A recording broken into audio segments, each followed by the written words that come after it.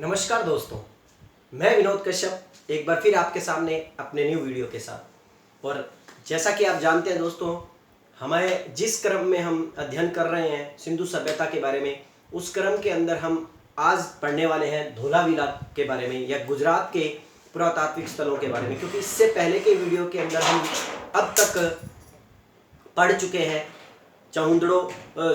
हड़प्पा, मोहनजोदड़ो, कालीबंगा, ठीक है ना, इनके बारे में हमने विस्तार से जानकारी प्राप्त कर ली है। लेकिन इस वीडियो के अंदर हम सैंधव सभ्यता के जिन क्षेत्रों के बारे में पढ़ने वाले हैं, उनमें सबसे इंपॉर्टेंट स्थल जो आता है वो आता है हमारे पास क्या, धोलावीरा। तो गुजरात के धोलावीरा स्थल के बारे में जानकारी लेते हैं। लेकिन उससे पहले दोस्तों, मेरी एक छोटी सी अपील आप लोगों से कि जिन बच्चों ने मेरे चैनल को सब्सक्राइब नहीं किया है वो मेरे चैनल को सब्सक्राइब कर लें और साथ ही साथ बेल आइकन को दबाना न भूलें, क्योंकि मेरे न्यू वीडियो के जो नोटिफिकेशन है वो आपको लगातार मिलते रहेंगे। और मैं इसी तरह आपकी जो हिस्ट्री के, जो इतिहास के जितने भी टॉपिक हैं वो आपको मैं यूट्यूब चैनल पर उपलब्ध करवा दूंगा। तो चलिए दोस्तों, हम धोलावीरा के बारे में जानकारी लेते हैं। दोस्तों, धोलावीरा गुजरात के अंदर पड़ने वाला स्थल है, नंबर एक चीज तो ये। और इससे पहले हम धोलावीरा के बारे में हमारे पीछे वीडियो में जान चुके हैं कि धोलावीरा जो है वो दो नदियों के, ठीक है ना, नदियों के क्या है, संगम पर बना हुआ है या दो नदियों के मध्य स्थित है। एक चीज का नाम हम क्या बोलते हैं, मनहर, व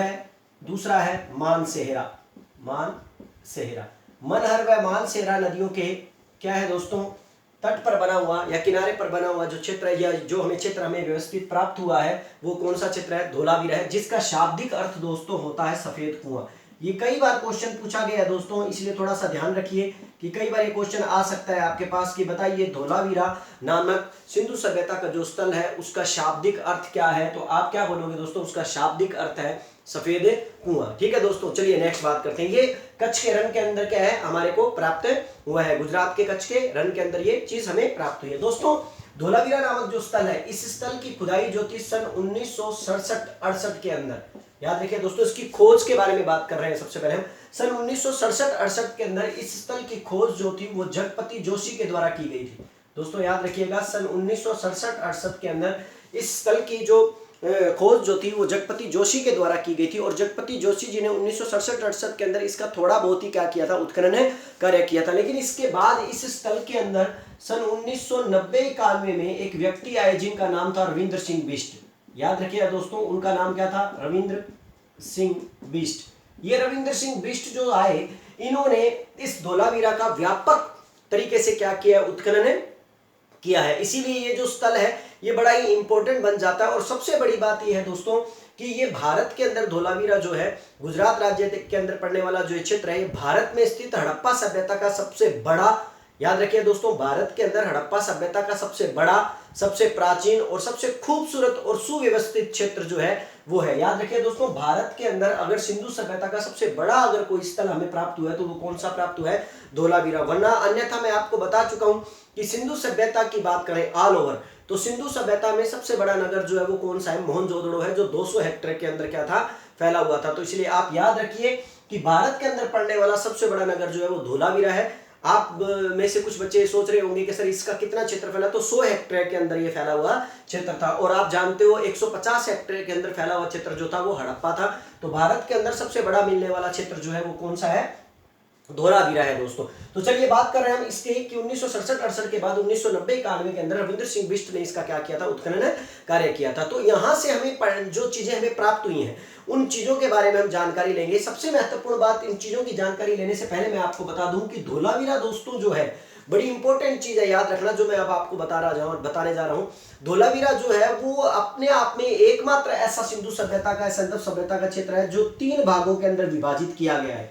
बड़ा इंपॉर्टेंट चीज है दोस्तों। अब तक हमने जितने भी स्थल पढ़े हैं उन स्थलों के अंदर हमें 2 ही क्या होते थे, मतलब भाग प्राप्त होते थे। एक तो ऊपर का हिस्सा, जिस ऊपरी हिस्से को क्या कहा जाता था, दुर्ग। याद रखिए दोस्तों, जहां पर कुछ मतलब ना सार्वजनिक कार्य होने वाले, जैसे जलाशय हमें प्राप्त हुए, या कुछ ना गणमान्य लोग जो है, या समाज के पूंजीपति लोग हैं, या समाज के अंदर बड़े आधिकारिक वर्ग के लोग जो है वो इस ऊपरी हिस्से के अंदर रहा करते थे। और एक दूसरा हमें एक निचला, ठीक है ना, हिस्सा प्राप्त हुआ है जिसको हमने किसकी संज्ञा दी है, नगर की संज्ञा दी है। तो ऊपरी और निचला 2 ही हिस्से प्राप्त हुए। लेकिन धोलावीरा अपने आप में सबसे अजीब इसलिए है क्योंकि धोलावीरा जो है वो कितने भागों में बटा हुआ है, 3 भागों के अंदर बटा हुआ है। तो 2 भाग तो आप समझ गए होंगे दोस्तों, एक तो ऊपरी दुर्ग हो गया ऊपरी हिस्सा हो गया, और एक हो गया निचली हिस्सा, और दूसरा जो तीसरा जो भाग है वो है मध्यम, अर्थात ऊपरी और निचले भाग के बीच के अंदर एक छोटा सा क्षेत्र है, ठीक है ना, जिसको मध्यम नगर बोला गया है। दोस्तों याद रखिएगा, जिसको क्या बोला गया है,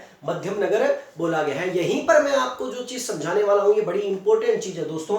ये मध्यम नगर जो है, जब ऊपरी दुर्ग के बाद ये मध्यम नगर आता है, और मध्यम नगर के बाद जो निचला नगर आता है, तो इसके मध्य के अंदर एक बहुत बड़ा खाली मैदान छोड़ा गया है। याद रखिएगा दोस्तों, इनके मध्य के अंदर एक बहुत बड़ा खाली मैदान छोड़ा गया है, और उसी मैदान को धोलावीरा के अंदर हमने किसका मतलब संज्ञा दे दी है, वही मैदान जो है वो हमने संज्ञा देते हुए कहा कि यहाँ पर हमें सिंधु कालीन सबसे बड़े स्टेडियम के प्रमाण प्राप्त हुए हैं।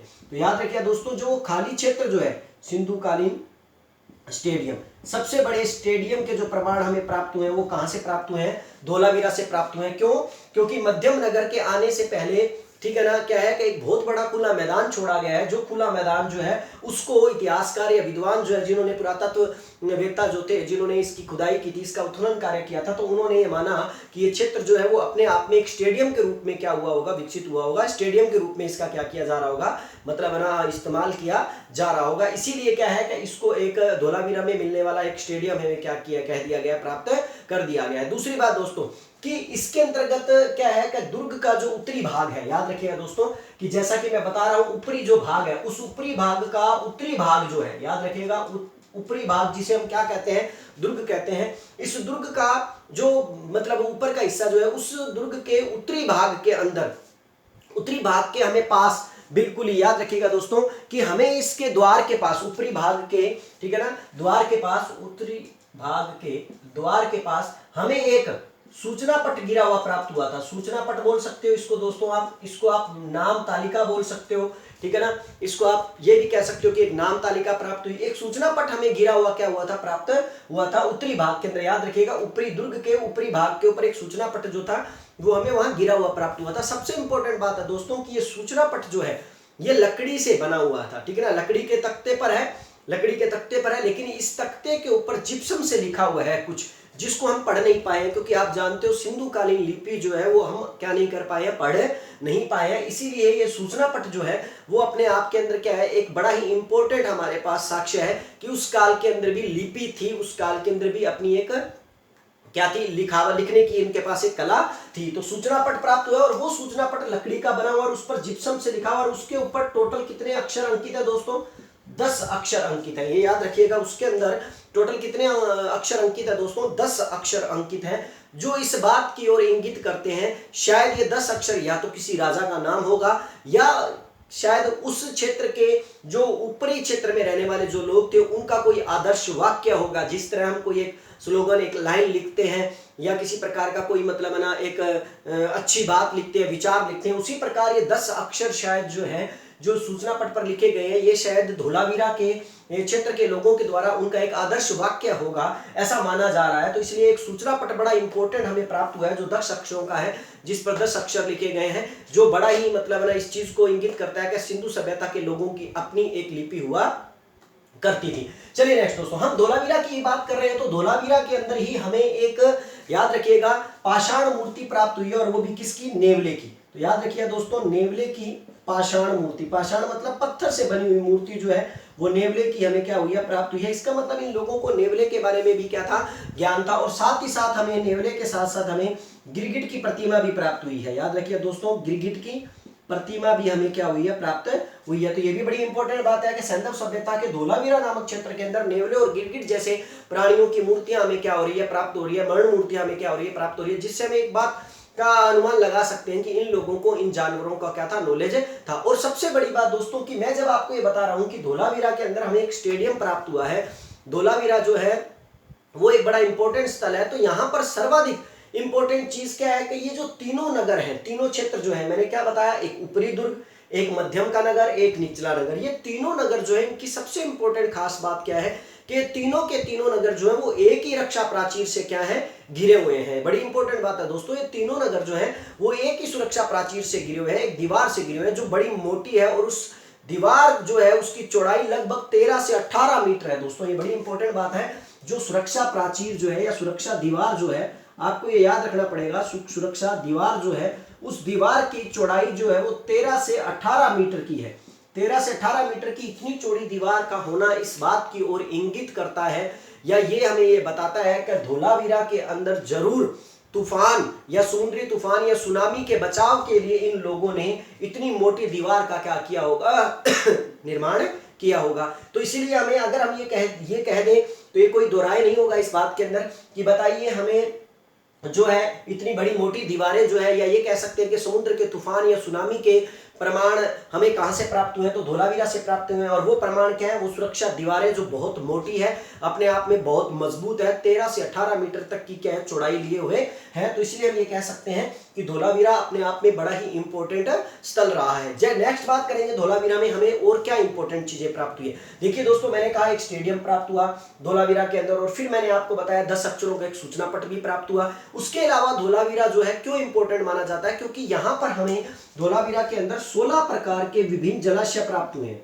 प्रकार के, ठीक है ना, विभिन्न जलाशय प्राप्त हुए हैं, जिसमें से एक जलाशय तो ऐसा है जिसके अंदर हमें 31 से 32 सीढ़ियां प्राप्त हुई हैं, अर्थात एक बहुत बड़ा विशाल जलाशय प्राप्त हुआ है। इसका मतलब ये लोग जो थे पानी पीने के लिए वर्षा के पानी का इस्तेमाल किया करते थे, उसकी संग्रहण, ठीक है ना, उसका संग्रहण किया करते थे, उसका मतलब है ना, उसे क्या किया करते थे, वर्षा के पानी को वो क्या कर लिया करते थे, मतलब है ना, जमा किया करते थे। तो ये जलाशय जो है वो इस बात का प्रमाण है, वे प्राप्त होते हैं। दूसरी बात दोस्तों, ये जलाशय जो है ये इंपॉर्टेंट क्यों है, ये जलाशय इंपॉर्टेंट इसलिए है दोस्तों क्योंकि इन जलाशयों को, पत्थरों को काट कर इन जलाशयों का क्या किया गया था, निर्माण किया गया था। तो यहां पर ये क्वेश्चन बड़ा इंपॉर्टेंट बन जाता है कि पत्थरों को काट कर, ठीक है ना, जलाशयों का निर्माण करने के सबसे प्राचीन साक्ष्य हमें कहां से प्राप्त हुए हैं, तो वो भी हमें कहां से प्राप्त हुए हैं, धोलावीरा से प्राप्त हुए हैं। तो ये भी बड़ा इंपॉर्टेंट क्वेश्चन जो है वो क्या हो जाता है, बने जाता है। तो आशा करता हूं दोस्तों धोलावीरा की जानकारी जो है वो आपको अच्छी लगी होगी। और ये कच्छ के रण के अंदर जो है वो क्या है, स्थित है, और कच्छ के रण के अंदर मनहर व मानसेरा नामक नदियों के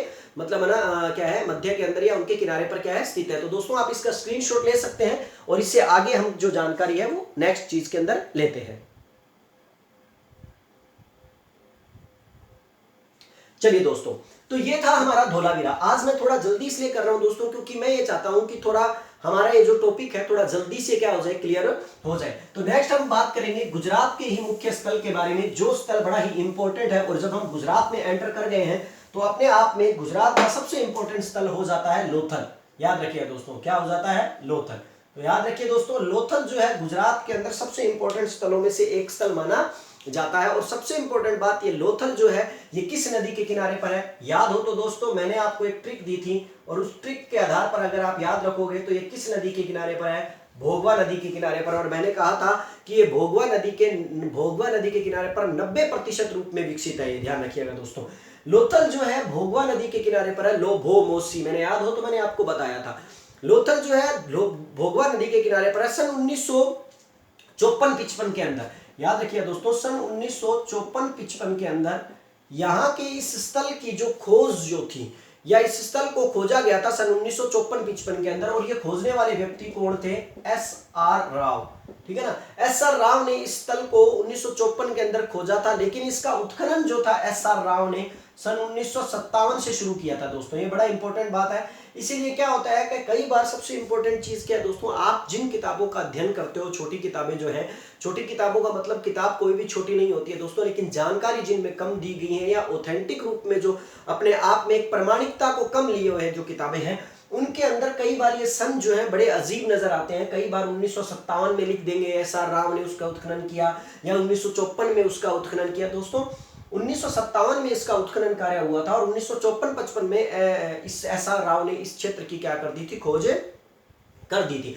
दूसरी बात ये लोथल जो है, इस लोथल को याद रखिएगा दोस्तों, लय से लोथल हो गया और लय से ही लघु हो गया, इसीलिए इसको क्या कहा गया है, लघु हड़प्पा कहा गया है। और लघु हड़प्पा के साथ साथ ही इसे लघु मोहनजोदड़ो भी कहा गया है। अब आप कहोगे सर ये दोनों ऐसा क्यों बोला गया है, दोनों इसलिए बोला गया है कि हड़प्पा और मोहनजोदड़ो के जो लक्षण है वो हमें किस क्षेत्र से प्राप्त होते हैं, लोथल से प्राप्त होते हैं। इसीलिए लोथल का संबंध जो है वो हड़प्पा और मोहनजोदड़ो से जोड़ा जाता है, इसीलिए इसको हम लघु हड़प्पा और लघु मोहनजोदड़ो के रूप में क्या करते हैं, विख्यात करते हैं। और ऐसा कहने वाले व्यक्ति कौन थे, एस.आर. राव ही थे। तो इसलिए याद रखिए एस.आर. राव जो है अपने आप में इस क्षेत्र को जो है वो क्या कहते हैं, लघु हड़प्पा और लघु क्या कहते हैं, मोहनजोदड़ो कहते हैं। दूसरी बात, ये जो बस्ती है, संपूर्ण बस्ती है दोस्तों, ये बड़ा ही इंपॉर्टेंट क्वेश्चन है। जैसे कि मैंने पीछे बताया आपको कि जो मतलब धोलावीरा जो था वो क्या था, 3 नगरों के अंदर क्या था, 3 क्षेत्रों में क्या था, डिवाइड था। और लोथल जो है वो 2 क्षेत्रों में डिवाइड है, लेकिन एक ही रक्षा प्राचीर से, एक ही रक्षा प्राचीर से घिरा हुआ है, प्राचीर से घिरा हुआ है।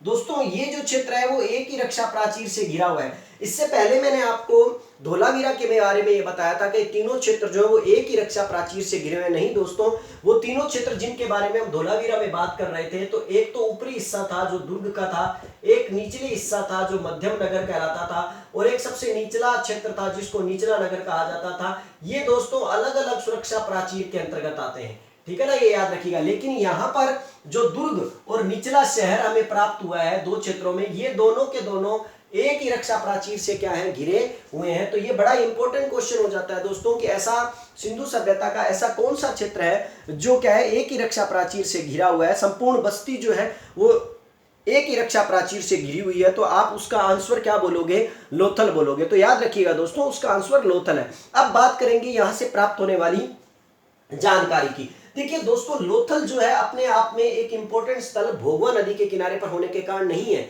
बल्कि इसका सबसे इंपॉर्टेंट जो है वो कारण ये है कि यहां पर हमें, ठीक है ना, बंदरगाह जो है, बंदरगाह प्राप्त हुआ है। अर्थात लोथल सिंधु कालीन एकमात्र बंदरगाह था दोस्तों, ये सबसे बड़ी इसकी विशेषता है। सिंधु कालीन एकमात्र बंदरगाह जो है वो कौन सा था, लोथल था। इसका मतलब सिंधु सभ्यता के लोगों का जो मिस्र से और मेसोपोटामिया के लोगों से जो सामुद्रिक व्यापार हुआ करता था, वो व्यापार किस बंदरगाह से हुआ करता था, लोथल नामक बंदरगाह से हुआ करता था। तो ये आपको जानना पड़ेगा कि सिंधु कालीन एकमात्र बंदरगाह जो है वो किसे कहा गया है, लोथल कहा गया है। यहाँ पर मैं आपको एक और बात इंपॉर्टेंट रूप में बता दूं कि अगर क्वेश्चन के रूप में तो नहीं है, लेकिन ये इंपॉर्टेंट जानकारी है कि लोथल की समुद्री देवी जो है वो किसे कहा जाता है। तो याद रखिएगा दोस्तों लोथल की समुद्री देवी जो है उसे सिकोत्री माता के नाम से जाना जाता है। अर्थात लोथल के जो लोग थे जिस देवी की पूजा किया करते थे उस देवी को सिकोत्री माता के नाम से क्या किया जाता है, जाना जाता है। तो लोथल की समुद्री देवी जो है वो सिकोत्री माता थी। तो यहाँ जो मैं बता रहा था कि एकमात्र बंदरगाह जो है वो सिंधु कालीन बंदरगाह एकमात्र जो है वो किसे कहा गया है,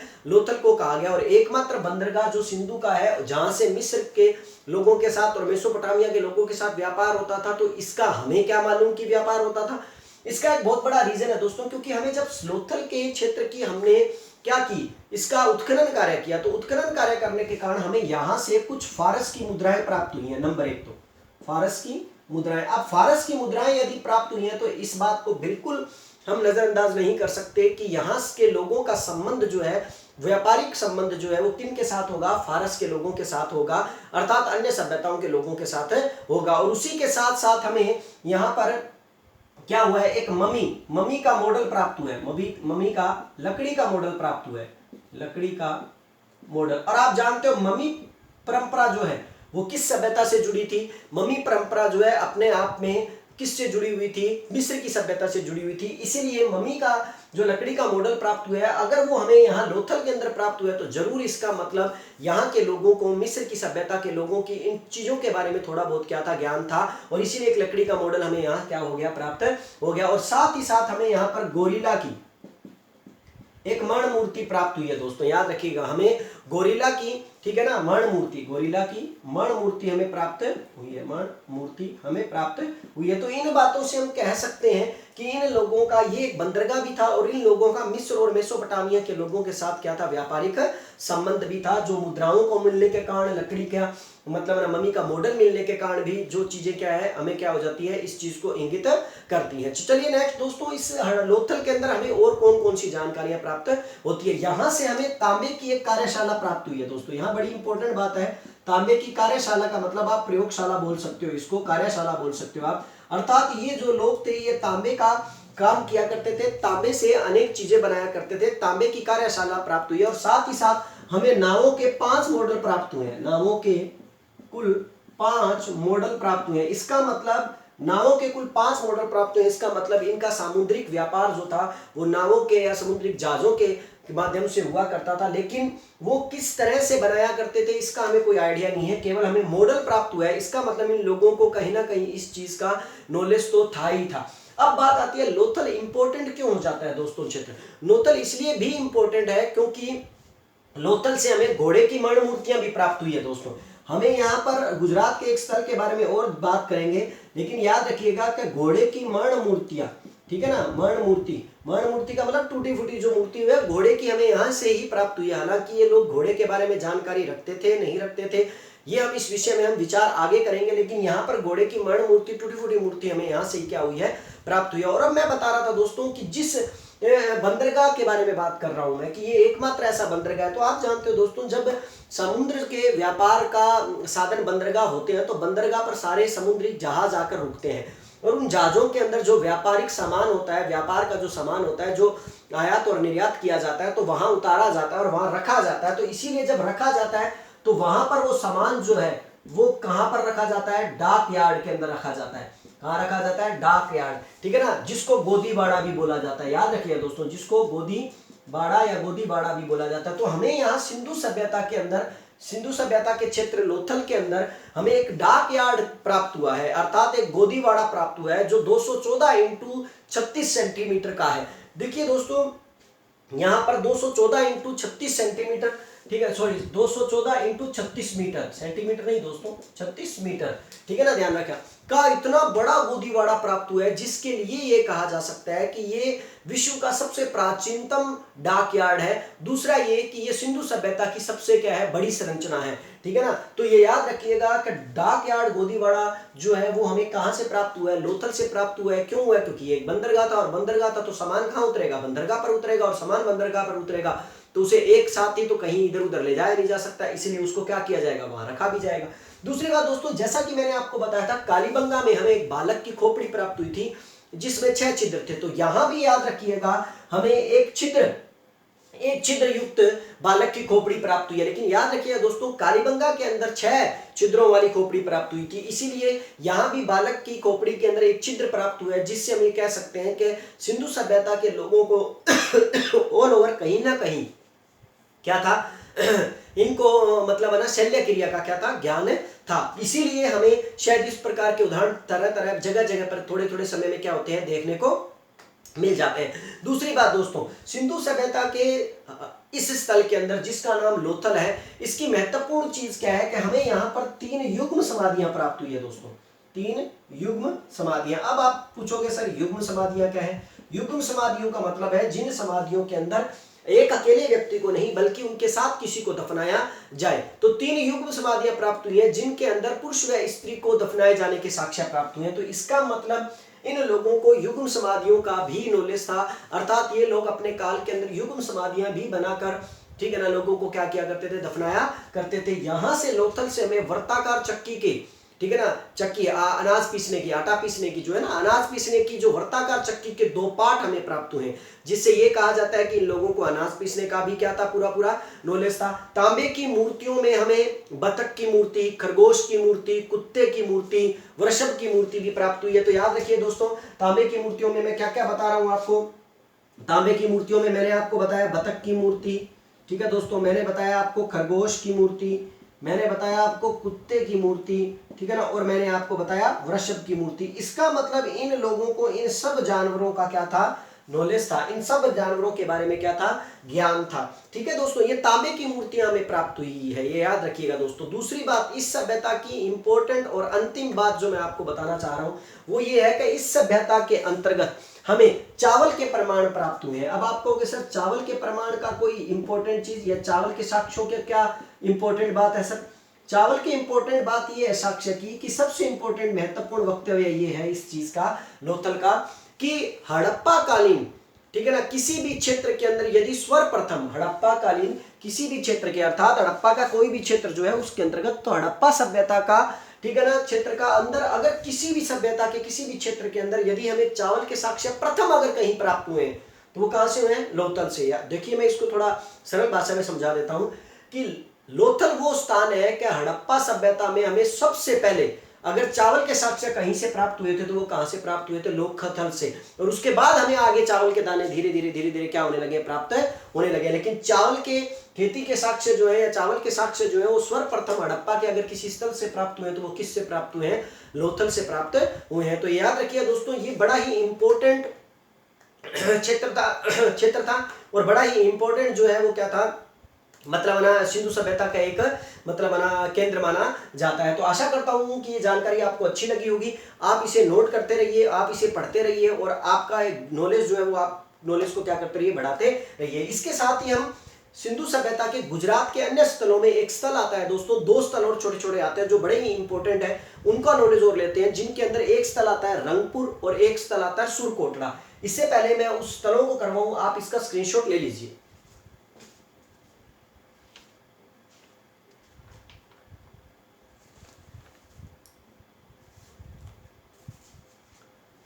चलिए दोस्तों, हम बात करेंगे अब गुजरात के उन दो स्थलों के बारे में जो बड़े ही इंपॉर्टेंट है और साथ ही साथ सिंधु सभ्यता का क्या करते हैं, प्रतिनिधित्व भी करते हैं। जिसमें सबसे पहले हम ले लेते हैं सुरकोटड़ा को। चलिए, सुरकोटड़ा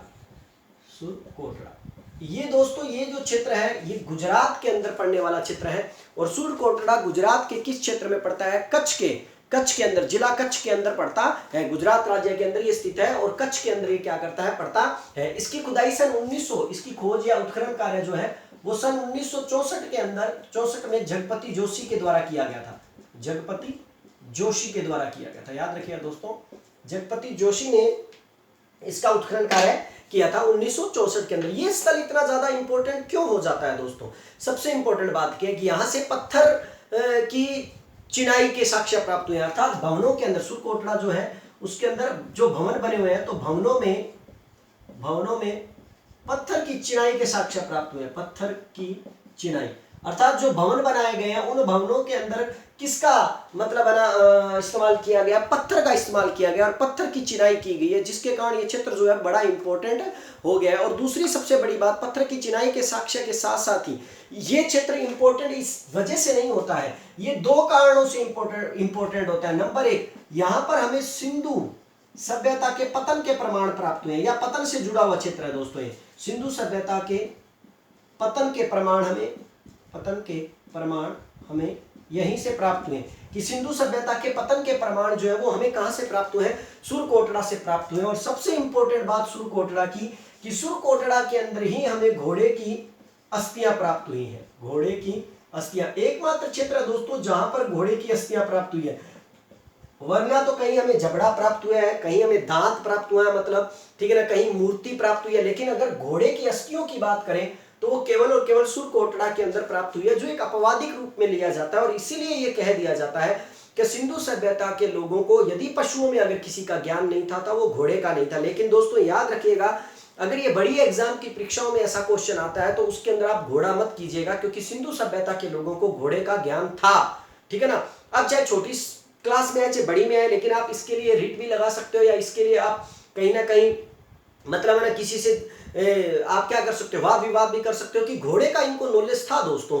तो इसलिए इस जानवर के लिए आप, मैं कभी भी ये नहीं कहूंगा कि क्वेश्चन का आंसर आप घोड़ा बोलोगे, ये घोड़ा नहीं है दोस्तों। जैसे सिंधु सभ्यता के लोगों को धातुओं में, पशुओं के अंदर घोड़े का ज्ञान नहीं था ऐसा कहा जाता, लेकिन नहीं, उनको घोड़े का ज्ञान था। लेकिन अगर ये कहा जाए कि सिंधु सभ्यता के लोगों को धातुओं में किसका ज्ञान नहीं था, तो हम कह सकते हैं लोहे का ज्ञान नहीं था, क्योंकि यहाँ हमें सोने की मुद्राएं भी प्राप्त हुई है, चांदी की भी प्राप्त हुई है, तांबे की भी प्राप्त हुई है, कांसे की भी प्राप्त हुई है। और अगर ये कह दिया जाए कि सिंधु सभ्यता के लोगों को फसलों में किसका ज्ञान नहीं था, तो हम यहाँ पर क्या कह देंगे, सिंधु सभ्यता के लोगों को, ठीक है ना, गन्ने की फसल का क्या नहीं था, ज्ञान नहीं था। तो चले बात कर रहे हैं दोस्तों, हमें घोड़े की अस्थियां जो है वो हमें कहां से प्राप्त हुई है? सिंधु सभ्यता के सुरकोटड़ा नामक स्थल से प्राप्त हुई है। और साथ ही साथ इसी स्थल से हमें तराजू का पलड़ा प्राप्त हुआ है। तराजू का पलड़ा, इसका मतलब एक इंपॉर्टेंट बात ये हो जाती है कि यदि तराजू का पलड़ा हमें यहां से प्राप्त हुआ है तो इंपॉर्टेंट चीज ये है कि शायद इन लोगों को नाप तोल का पूरा ज्ञान, नॉलेज था, नाप तोल का पूरा ज्ञान था। और यही रीजन है जिसके कारण यहां पर हमें तराजू का क्या प्राप्त हुआ है? पलड़ा प्राप्त हुआ है। तो ये जो एक छोटा सा क्षेत्र था सुरकोटड़ा, ये गुजरात के अंदर व्यवस्थित है दोस्तों, ठीक है ना, और जो कि कच्छ जिले के अंदर क्या है, पड़ता है, ठीक है दोस्तों। तो चलिए बात करेंगे हम उसके बाद गुजरात के दूसरे स्थल के बारे में, जिसका नाम अभी मैं आपको बता रहा था, और वो था रंगपुर। ठीक है दोस्तों, ये भी गुजरात के अंदर पड़ने वाला क्षेत्र है और बड़ा ही इंपॉर्टेंट क्षेत्र है रंगपुर। रंगपुर क्यों इंपॉर्टेंट क्षेत्र है? क्योंकि इसका उत्खनन कार्य जो था, सबसे पहले इसकी खोज जो थी सन 1931 में माधव स्वरूप वत्स के द्वारा की गई थी। माधव स्वरूप वत्स के द्वारा इसकी क्या की गई थी? खोज की गई थी, उनके नेतृत्व में इसका क्या किया गया था, उत्खनन कार्य किया गया था। लेकिन उसके बाद जो है ये क्षेत्र अपने आप के अंदर, याद रखिएगा दोस्तों मैंने इसकी ट्रिक बताई हुई है आपको, बच्चे में से पूछ रहे हैं कि सर ये नदी, तो नदी का मैंने आपको बताया दोस्तों कि ये रमा, याद हो तो मैंने आपको एक सूत्र दिया था, लोभो मोसिका हरा कंगा रमा, रमा रह से बना रंगपुर और मा से बना मादर नदी। तो ये किस नदी के किनारे पर है, मादर नदी के किनारे पर है। 1931 में माधव स्वरूप वत्स के द्वारा इसकी क्या की गया था, खोज की गई थी और इसका उत्खनन कार्य कि उनके नेतृत्व में किया गया था। उसके बाद 1953-54 के अंदर बड़े व्यापक रूप से, याद रखिएगा दोस्तों 1953-54 में व्यापक रूप से यहां पर SR राव ने इसका उत्खनन कार्य किया। ठीक है दोस्तों, व्यापक रूप से SR राव के द्वारा इसका उत्खनन कार्य किया गया था, जिसके अंतर्गत इन्हें अनेक प्रकार की चीजें प्राप्त हुई, जिसमें सबसे महत्वपूर्ण चीज थी यहां पर धान की भूसी, बाजरे के अवशेष प्राप्त होना। याद रखिएगा दोस्तों यहां से धान की भूसी कोमा बाजरा या बाजरे के साक्ष्य ठीक है ना, हमें कहां से प्राप्त हुए हैं, रंगपुर से प्राप्त हुए। लेकिन आप कहोगे सर ये तो कोई इंपॉर्टेंट बात नहीं हुई रंगपुर क्षेत्र के लिए। मेन इंपॉर्टेंट चीज रंगपुर के लिए क्या है दोस्तों कि रंगपुर वो क्षेत्र है जिस क्षेत्र के अंतर्गत हमें सैंधव की उत्तरकालीन, सैंधव सभ्यता के उत्तरकालीन अवशेष प्राप्त हुए, मतलब सैंधव के बाद की सभ्यता के हमें क्या प्राप्त हुए हैं, अवशेष प्राप्त हुए हैं। तो इसलिए याद रखिए कि सैंधव के बाद के अवशेष हमें प्राप्त होने के कारण या सैंधव के उत्तरकालीन अवशेष प्राप्त होने के कारण इस रंगपुर को क्या कहा गया है, सिंधु सभ्यता का ओरस पुत्र कहा गया है, ओरस पुत्र। अब क्वेश्चन यहां बनता है दोस्तों, और बड़ा इंपॉर्टेंट क्वेश्चन बनता है, क्वेश्चन ये बनता है कि बताइए सिंधु सभ्यता का ओरस पुत्र किस स्थल को कहा जाता है। तो सिंधु सभ्यता का ओरस पुत्र रंगपुर को कहा जाता है। लेकिन यहां हम कुछ जानकारियां बड़ी नॉलेज के रूप में ले रहे हैं, बड़े स्तर पर ले रहे हैं। तो मैं आपको यहां पर एक चीज और बताना चाहूंगा कि ओरस पुत्र केवल रंगपुर को नहीं कहा जाता दोस्तों, इसके साथ एक और स्थल जो था, जो मैंने आपको बताया था, गुजरात में पड़ता है, जिसका नाम है प्रभास पट्टन। इस प्रभास पट्टन को क्या कहा जाता है, सोमनाथ कहा जाता है। ठीक है दोस्तों, जहां भगवान शिव का क्या था, मतलब क्या है, महाशिवलिंग है। ठीक है ना, तो याद रखिएगा प्रभास पट्टन को भी ओरस पुत्र कहा गया है। तो यहां पर आपको इंपॉर्टेंट चीज में याद रखना पड़ेगा कि सिंधु सभ्यता के उत्तरकालीन अवशेष मिलने के कारण, सिंधु सभ्यता के उत्तरकालीन अवशेष मिलने के कारण रंगपुर और प्रभास पट्टन को क्या कहा जाता है, ओरस पुत्र के नाम से जाना जाता है। तो ये दो क्षेत्र जो है वो ओरस पुत्र के नाम से जाने जाते हैं। तो आप इसका स्क्रीनशॉट ले लीजिए दोस्तों, उसके बाद हम आगे के क्षेत्रों के बारे में इसके क्या करते हैं, नॉलेज लेते हैं, क्योंकि हमें ये टॉपिक क्लियर करना है और इसीलिए मैं इस टॉपिक को क्लियर करने के लिए आपके क्या है, थोड़ा जल्दी जल्दी चलने की कोशिश कर रहा हूं ताकि आपका ये क्या है, क्लियर हो जाए। चलिए दोस्तों अब बात करेंगे हम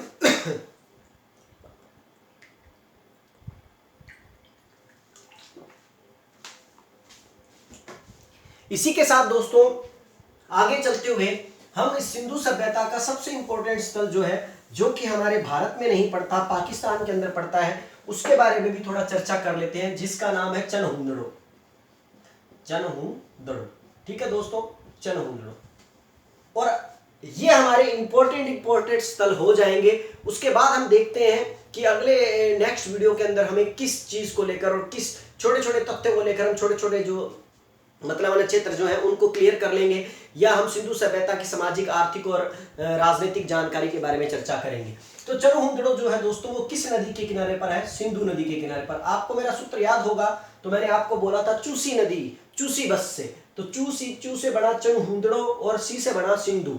ठीक है दोस्तों, तो ये सिंधु नदी के किनारे पर। अब यहां पर आप कहोगे सर कि ये स्थल पाकिस्तान में पड़ता है, सिंध प्रांत के अंदर, और सिंधु नदी के किनारे पर है। मोहनजोदड़ो भी पाकिस्तान में पड़ता है और सिंधु नदी के किनारे पर है। तो सर कहीं कोई इन दोनों में कोई संबंध, दोस्तों संबंध सिर्फ ये है कि ये दोनों के दोनों सिंधु नदी के किनारे पर है। और आपको ये जानना होगा कि मोहनजोदड़ो और चनहुंदड़ो, याद रखिए दोस्तों, दोनों धड़ो धड़ो आ रहा है, ठीक है ना, मोहनजोदड़ो और चनहुंदड़ो, इन दोनों के मध्य लगभग 140 किलोमीटर की दूरी है। जैसा कि मैंने आपको बताया था हड़प्पा और मोहनजोदड़ो के मध्य 640 किलोमीटर की दूरी है, वैसे ही याद रखिएगा चनहुंदड़ो और मोहनजोदड़ो के मध्य आपस के अंदर कितनी दूरी है, 140 किलोमीटर की दूरी है। और दोनों के दोनों स्थल जो है वो किस नदी के किनारे पर है, सिंधु नदी के किनारे पर बने हुए हैं। तो अब बात करेंगे चनहुंदड़ो की। तो चनहुंदड़ो को सन 1931 के अंदर गोपाल मजूमदार के द्वारा खोजा गया था। गोपाल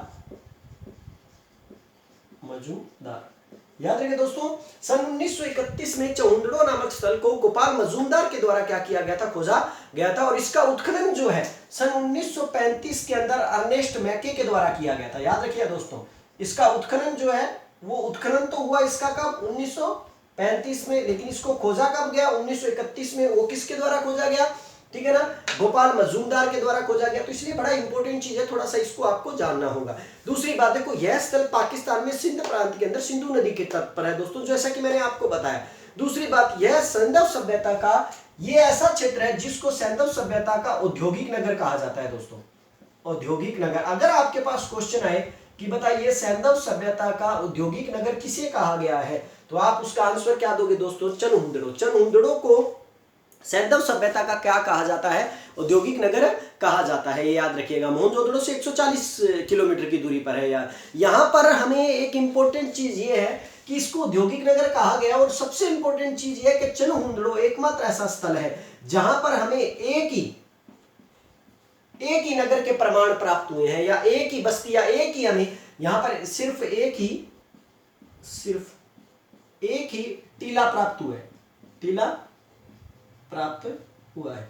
यहां पर हम आपको ये नहीं कह सकते कि हमें दुर्ग के प्रमाण मिले हैं, नगर के प्रमाण मिले हैं, या मध्यम नगर के प्रमाण मिले हैं, नहीं दोस्तों। यहां पर हमें सिर्फ एक ही टीला प्राप्त हुआ है, जिस टीले के अंदर ये सब लोग क्या कर रहे थे, रह रहे थे, ठीक है ना। इसका मतलब एक इंपॉर्टेंट जानकारी के रूप में हम सहुंदड़ो को यूं याद रख सकते हैं कि यहाँ पर हमें सिर्फ एक ही टीला प्राप्त हुआ है, याद रखिएगा, ठीक है दोस्तों। दूसरी बात, यहाँ के लोग जो है, यहाँ के लोगों के लिए कहा जाता है, और इतिहासकार पुरातत्ववेदाओं ने जब यहाँ पर उत्खनन कार्य किया, तो उत्खनन कार्य करने के कारण इसको एक औद्योगिक नगर के साथ साथ चनहुंदड़ो को एक व्यावसायिक बस्ती का नाम दिया, ठीक है ना। ये जो है ये क्या है, व्यावसायिक बस्ती है, और व्यावसायिक बस्ती है तो इसीलिए यहाँ इस व्यावसायिक बस्ती के सभी लोग जो थे वो क्या थे, कुशल कारीगर थे। याद रखिए दोस्तों, अगर क्वेश्चन ये आए कि सिंधु सभ्यता का वो स्थल जहां पर सभी लोग कुशल कारीगर थे वो कौन सा था, तो चनहुंदड़ो था। इसका मतलब हम ये कह सकते हैं कि यहाँ के बस्ती के जो लोग थे वो कुशल कारीगर थे, ठीक है ना, ये याद रखना। और ये कुशल कारीगर ऐसे थे कि इसीलिए हमें चनहुंदड़ो से एक ड्रिल, ठीक है ना, छेद करने वाला ड्रिल प्राप्त हुआ है, छेद करने वाला ड्रिल। आपने ड्रिल मशीन देखी होगी दोस्तों, जो कि छेद करती है, उसी प्रकार, ठीक है ना, वो लोहे की है आज के टाइम की तो, लेकिन उस वक्त लोहे की नहीं है, वो एक ड्रिल मशीन हमें प्राप्त हुई है जो यांत्रिक की नहीं है, हाथों से ही चलाने वाली है, ठीक है ना, छेद करने वाला एक ड्रिल मशीन प्राप्त हुआ है। तो बड़ा इंपॉर्टेंट चीज है कि शायद इन लोगों के पास देखो कितनी बड़ी तकनीक थी कि यदि किसी बड़ी या थोड़ा कठोर वस्तु के अंदर छेद करना है तो छेद करने के लिए इनके पास एक ड्रिल भी थी। तो ये ड्रिल मशीन जो है, या ड्रिल जो है, मशीन नहीं बोल सकते हम क्योंकि मशीन यांत्रिकी में आ जाती है, इसलिए हम इसको सिर्फ ड्रिल बोलेंगे। तो अगर ये कहा जाए कि छेद करने वाला ड्रिल किस सभ्यता के किस क्षेत्र से प्राप्त हुआ है, सिंधु सभ्यता की, तो किस से प्राप्त हुआ है, चनहुंदड़ो से प्राप्त हुआ है। यहाँ पर दोस्तों एक और बड़ा इंपॉर्टेंट, यहाँ पर मैं आपको थोड़ा बताना चाहूंगा, क्योंकि यहाँ पर कुछ लोग क्या होते हैं, यहाँ पजल हो जाते हैं। किताबें जो है और हमारे इतिहासकार जो वो ये कहते हैं कि यहाँ पर हमें गुड़िया बनाने का कारखाना प्राप्त हुआ है, गुड़िया बनाने का कारखाना। अब क्या है कि कुछ लोग ये सोचते हैं, कुछ समझदार स्टूडेंट जो होते हैं वो सोचते हैं गुड़िया का मतलब गुड़िया होगी, ठीक है ना, ढोल होगी। नहीं दोस्तों, याद रखिएगा, ये गुड़िया नहीं है, ठीक है ना, ये गुड़िया नहीं है। गुड़िया का मतलब होता है दोस्तों मनके, याद रखिएगा, गुड़िया का मतलब होता है मनके। इसका मतलब ये है कि यहाँ पर हमें गुड़िया बनाने का कारखाना या मनके बनाने का कारखाना प्राप्त हुआ है, जिसके कारण हम इन लोगों को व्यावसायिक बस्ती में लेते हैं, इस पूरी बस्ती को, और यहाँ के लोगों को क्या कहते हैं, कुशल कारीगर के रूप में लेते हैं। और एकमात्र स्थल है दोस्तों चनहुंदड़ो जहां पर हमें वक्राकार ईंटें प्राप्त हुई हैं, वक्राकार ईंटें। याद रखिएगा दोस्तों, वक्राकार ईंटें जो है वो हमें कहां से प्राप्त हुई हैं, चनहुंदड़ो से प्राप्त हुई है, ये भी याद रखिएगा दोस्तों, ठीक है ना। यहाँ के लोग कुशल कारीगर थे, वक्राकार ईंटें जो हमें कहां से प्राप्त हुई है, मतलब है ना, चनहुंदड़ो से प्राप्त हुई। एकमात्र स्थल है, बाकी सिंधु सभ्यता के किसी भी क्षेत्र के अंदर हमें क्या नहीं हुई है, वक्राकार ईंटें प्राप्त नहीं हुई है। दूसरी एक चीज और दोस्तों, यहाँ पर हमें शाही की दवात प्राप्त हुई है, शाही की दवात जो भी हमें कहां से प्राप्त हुई है, चनहुंदड़ो से। अब बात आ गई सबसे इंपॉर्टेंट दोस्तों कि चनहुंदड़ो से और हमें क्या प्राप्त हुआ। दोस्तों हम इस सभ्यता के बारे में इतना कुछ पढ़ चुके हैं, तो सभ्यता के अंतर्गत एक बात बड़ी इंपॉर्टेंट आ जाती है कि चनहुंदड़ो वो क्षेत्र है जो क्षेत्र सिंधु सभ्यता के अंदर महिलाओं की उपस्थिति को भी क्या करता है, बताता है, और महिलाओं के सौंदर्य प्रसाधन के बारे में बता देता है कि उस समय की महिलाएं भी जो थी वो क्या थी, ब्यूटी पार्लर तो नहीं जाया करती थी, लेकिन ब्यूटी पार्लर की तरह ही अनेक चीजों का क्या किया करती थी, इस्तेमाल किया करती थी, जिसमें सबसे इंपॉर्टेंट चीज आती है रंजन शलाका। ठीक है ना, याद रखिएगा, रंजन शलाका। अब आप कहोगे सर ये रंजन शलाका क्या है? दोस्तों आपकी भाषा में बोलूं तो इस रंजन शलाका को ही लिपस्टिक का नाम दिया गया है, लिपस्टिक। ठीक है दोस्तों, अब याद रखना, तो रंजन शलाका जो है ये कह सकते हैं कि सौंदर्य प्रसाधन के सामग्री के अंतर्गत हमें रंजनशाला, पाउडर और काजल जो है वो हमें कहां से प्राप्त हुआ है, चंद हुंदड़ों से। इसका मतलब चंद हुंदड़ों के लोग व्यापारिक बस्ती में, व्यावसायिक बस्ती में थे, कुशल कारीगर थे, कारखाने के गुड़िया निर्माता थे, औद्योगिक नगर था, तो औद्योगिक नगर के बड़े बड़े उद्योगपतियों की महिलाएं जो थी वो क्या किया करती थी, श्रृंगार किया करती थी। अर्थात हम कह सकते हैं कि यहाँ की महिलाएं जो हैं वो क्या थी, सौंदर्य प्रसाधन की वस्तुओं का इस्तेमाल किया करती थी। बड़ी इंपॉर्टेंट चीज है, यहाँ पर रंजनशाला में हमें लिपस्टिक, काजल और साथ ही साथ हमें पाउडर भी प्राप्त हुआ है, और शाही की दवात भी हमें कहां से प्राप्त हुई है, चंद हुंदड़ों से हमें प्राप्त हुई है। तो दोस्तों यहाँ पर हमें कुछ मोहरे बनाने के कुछ मतलब बना क्या है, धातु के हथियार भी प्राप्त हुए हैं। मोहरे बनाने के धातु के मतलब बना औजार बोल सकते हैं हम, मोहरे बनाने के धातु के औजार। ठीक है ना, धातु के औजार। और नॉर्मल बात है दोस्तों, औजार तो मिलने ही है, क्योंकि अगर कारीगर है तो कहीं ना कहीं आपको क्या प्राप्त होंगे, औजार तो प्राप्त होने ही होने।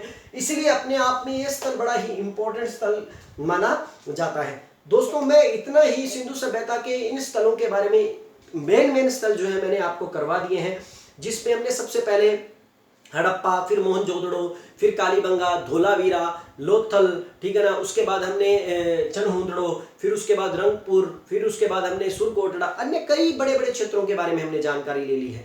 अब मैं एक नेक्स्ट वीडियो और बनाने वाला हूं, जिस वीडियो के अंदर मैं आपको सिंधु सभ्यता के छोटे जो क्षेत्र रह गए हैं, जो हरियाणा के बनवाली हैं या जिनमें कोई इंपॉर्टेंट चीजें हमें प्राप्त हुई हैं, हम उस वीडियो के अंदर उन छोटे छोटे स्थलों के बारे में भी क्या कर लेंगे, जानकारी ले लेंगे। लेकिन आज का वीडियो मैं ज्यादा लंबा नहीं करूंगा, क्योंकि मुझे अपलोड करने में ज्यादा परेशानी होती है। एक दिन मैं आपको अपने वीडियो में अपना सेटअप दिखाऊंगा कि मैं किस तरह सेटअप तैयार कर वीडियो बनाने की कोशिश करता हूं, क्योंकि मेरे पास कोई अत्यधिक साधन नहीं है दोस्तों। मैं ये सोचता हूं मुझे किसी को मजबूरी बताने की आवश्यकता नहीं है, क्योंकि मुझे पढ़ाने का शौक है और मुझे नॉलेज देने का शौक है, और बच्चे मुझसे नॉलेज लेना चाहते हैं जो मैं उनको देना चाहता हूं। इसीलिए मैं किन्हीं भी परिस्थितियों से गुजर कर इन वीडियो को बनाता हूं।